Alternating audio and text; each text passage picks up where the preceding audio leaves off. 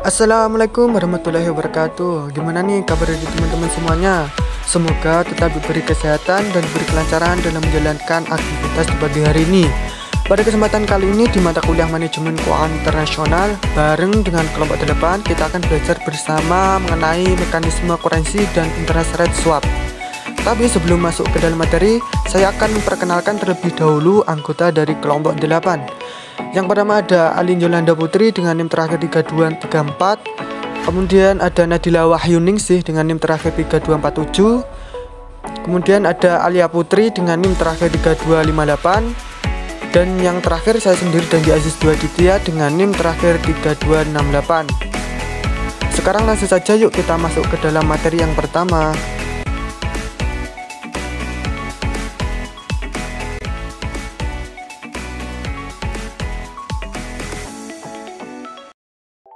Kurensi swap. Kurensi swap merupakan perjanjian dari dua pihak yang saling menyerahkan sejumlah falas tertentu terhadap sejumlah falas lainnya. Dengan kata lain, kurensi swap merupakan pertukaran antara sejumlah tertentu dari falas yang berbeda. Misalnya, seorang pengusaha Indonesia mendapat pinjaman sebanyak 100.000 USD untuk jangka waktu 180 hari. Kemudian pinjaman tersebut dikonversikan ke dalam rupiah dengan spot rate 8.000 per USD, sehingga dia mendapatkan rupiah sebanyak 100.000 USD dikali 8.000 per USD, mendapatkan hasil 8 juta. Untuk menghindari risiko kerugian atau melindungi open position utangnya selama 180 hari, yaitu pembayaran utang yang akan lebih besar dalam nilai rupiah jika USD apresiasi, maka pengusaha dapat melakukan transaksi swap. Maksudnya, pada saat bersamaan juga melakukan pembelian USD dengan forward rate, misalnya dengan kurs 8.300 per USD.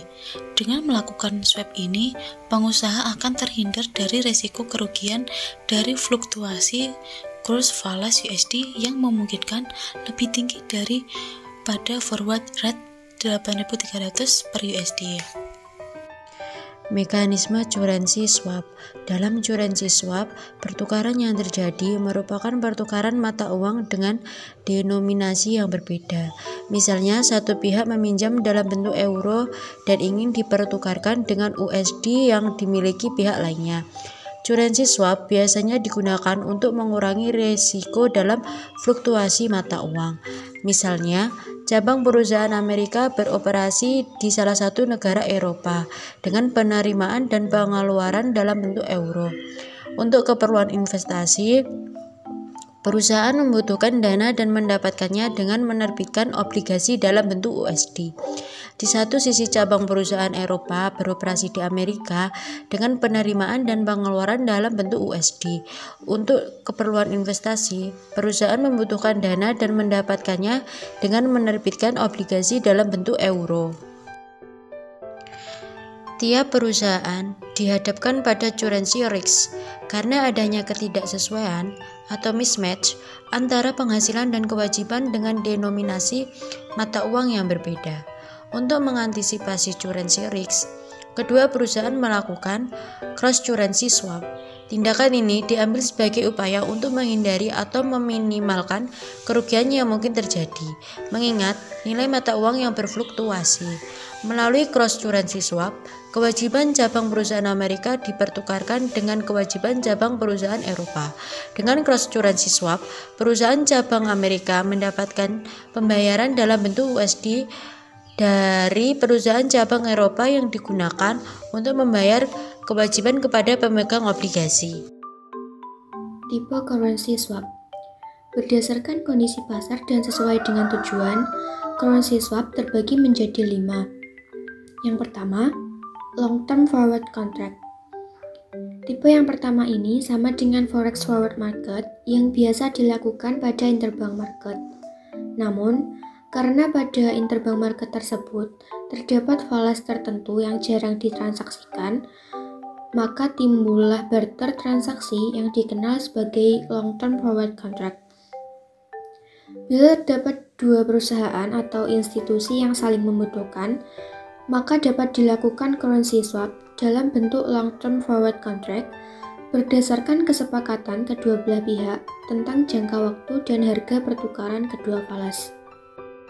Tipe yang kedua yaitu straight currency swap, yaitu semacam currency swap dalam bentuk pertukaran dua falas pada current rate dengan persetujuan bahwa akan dipertukarkan kembali dengan exchange rate yang sama dan pada tanggal tertentu di waktu yang akan datang. Masing-masing pihak akan membayar bunga sesuai dengan jangka waktunya. Tipe yang ketiga yaitu back-to-back and parallel loans.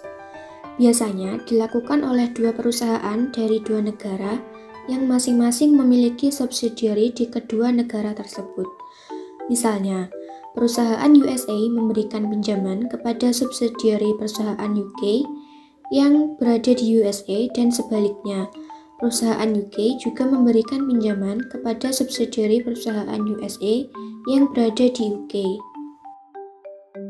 Tipe yang keempat yaitu swap of debt payment, yaitu tipe currency swap yang dua perusahaan atau dua pihaknya mengswapkan atau menukarkan utang dan pembayaran bunganya satu sama lain dalam falas yang berbeda.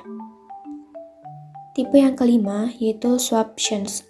Bentuk lain dari currency swap ialah kombinasi antara option dengan swap yang dikenal sebagai swaptions contract, yaitu suatu kontrak yang memberikan hak merealisasikan atau membatalkan suatu swap dengan syarat dan kondisi tertentu.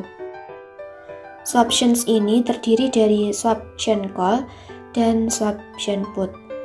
Swaptions call yaitu suatu perjanjian yang memberikan hak dalam kurung tidak wajib kepada pembeli atau buyer untuk menerima pembayaran tetap dengan tingkat bunga tetap sesuai strike price dan membayar secara floating. Sedangkan swaption put yaitu suatu perjanjian yang memberikan hak dalam kurung tidak wajib kepada pembeli untuk melakukan pembayaran tetap dengan tingkat bunga dengan strike price dan menerima secara floating. Jadi bedanya itu kalau swaption call itu memberi hak untuk menerima pembayaran tetap, sedangkan swaption put memberi hak untuk melakukan pembayaran tetap. Fungsi currency swap. Yang pertama, sebagai model investasi, umumnya investasi jangka pendek. Yang kedua, sebagai cara lindung nilai dalam menghilangkan risiko. Yang ketiga, sebagai informasi harga, yaitu mencari atau memberikan informasi tentang harga barang komoditi tertentu di kemudian hari. Yang keempat, fungsi spekulatif. Yang kelima, membuat fungsi manajemen produksi berjalan dengan baik dan efisien. Yang keenam, untuk mencegah gejolak harga pasar yang ekstrim terhadap underlying aset. Kelebihan currency swap. Pertama, jika selama jangka waktu transaksi nilai tukar IDR melemah terhadap USD, maka nasabah akan mendapat keuntungan yang belum direalisasi atas pembayaran pokok pinjaman. Kedua, jika tingkat bunga jangka pendek yang berlaku untuk IDR meningkat atau tetap tinggi selama jangka waktu transaksi, maka nasabah dapat menikmati keuntungan membayar bunga yang lebih rendah kepada MUFG.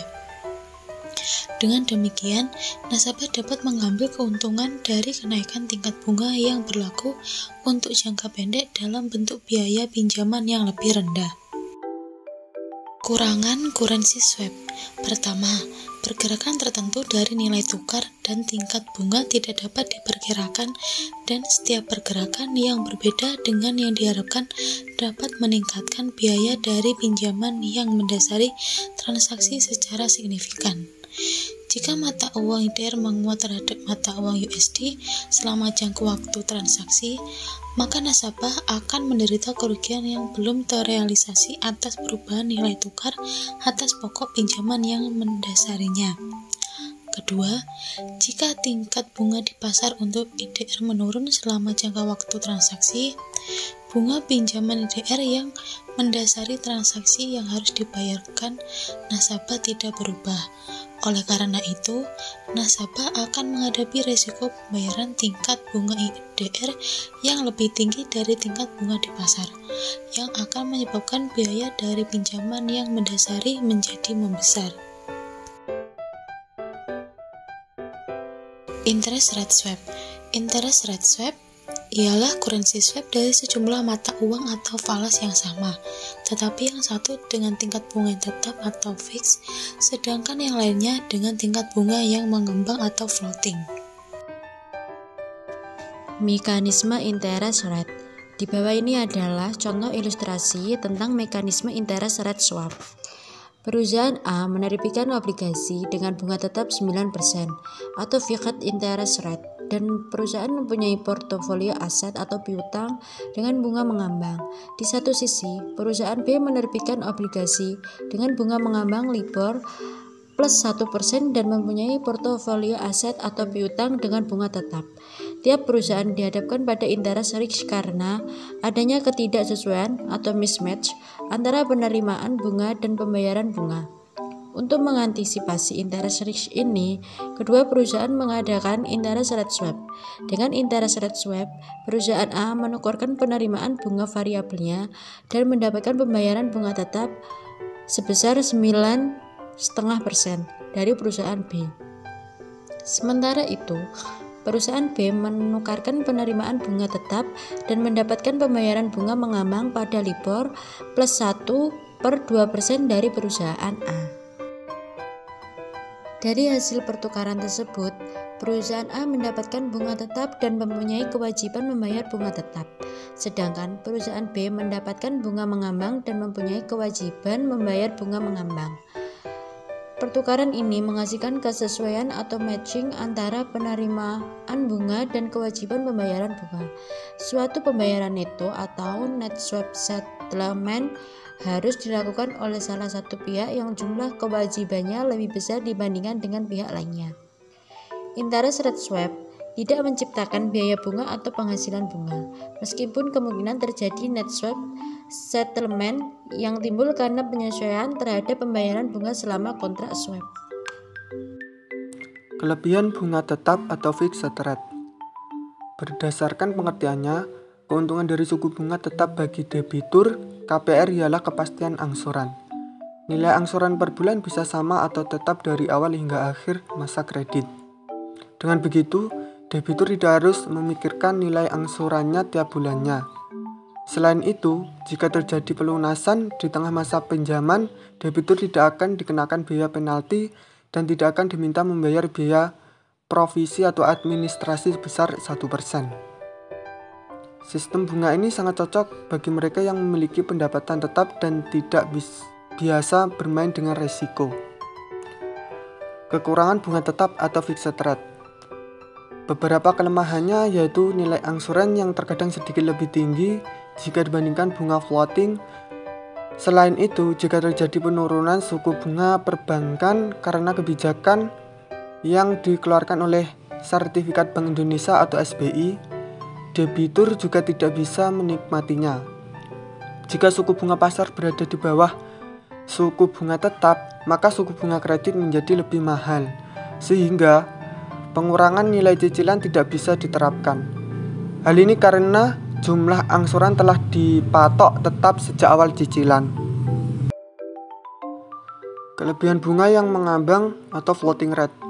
Nilai plus suku bunga fluktuatif dapat dirasakan apabila terjadi penurunan suku bunga pasar, karena sudah pasti tingkat suku bunga kredit juga ikut turun. Besaran bunga yang harus dibayar pada periode itu menjadi lebih rendah daripada waktu sebelumnya. Bunga floating lebih cocok untuk calon pembeli yang bisa mengambil resiko, seperti pengusaha atau karyawan swasta berpenghasilan mumpuni. Kekurangan bunga yang mengambang atau floating rate.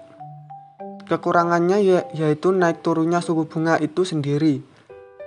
Pada kenyataannya, suku bunga mengambang lebih sering naik daripada turun. BI rate atau suku bunga acuan dari Bank Indonesia menjadi salah satu patokan dalam penetapan angka bunga kredit. Sebagai contoh, pada awal tahun 2012 lalu terjadi pemotongan BI rate dari 6% menjadi 5,75%. Namun sejak 2013, BI rate justru naik secara bertahap.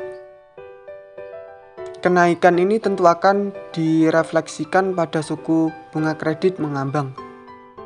Faktor lain yang mengakibatkan naik turunnya bunga kredit mengambang yaitu kebijakan pemerintah. Ketika pemerintah sedang menggiatkan perumahan rakyat, maka kredit perumahan dengan kategori tertentu bisa turun. Gak terasa banget nih kita udah ada di akhir video, dan saya ucapkan terima kasih kepada teman-teman semuanya yang sudah menyimak video dari awal hingga akhir. Dan semoga apa yang kami share dalam video ini dapat menambah pengetahuan dan wawasan dari teman-teman semuanya. Bila mana ada kekurangan dalam penyampaian materi, kami mohon maaf yang sebesar-besarnya. Sekian, wassalamualaikum warahmatullahi wabarakatuh.